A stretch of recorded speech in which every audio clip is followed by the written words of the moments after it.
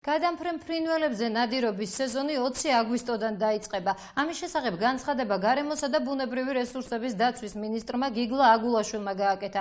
მინისტრმა სეზონზე მიმდინარე სიახლეებზეც ისაუბრა, რომელიც ნადირობის ვადებს მოიცავს. გადამფრენ ფრინველებზე ნადირობის მსურველებმა თან უნდა იქონიონ შინაგან საქმეთა სამინისტროს შესაბამისი ორგანოს მიერ გაცემული სანადირო თოფის შენახვისა და ტარების უფლების დამადასტურებელი დოკუმენტი.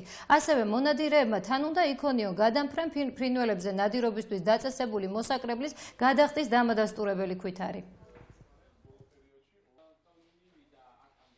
2016-2017 წლის სეზონებში რამდენიმე რაიონში, კერძოდ ეს არის 4 რაიონი, ახალქალაქი, ნინოწმინდა, წალკა და დმანისი, აი ამ მუნიციპალიტეტების ტერიტორიებზე ნადირობის სეზონი გაგრძელდება წლის ბოლომდე. დაემატა ერთი სახეობა სანადირო გადამფრენ ფრინველთა რაოდენობას, კერძოდ ღალღა, მისი ლათინური სახელწოდებაა კრექსი, ღალღაზე ნადირობა იქნება ასევე დასაშვები.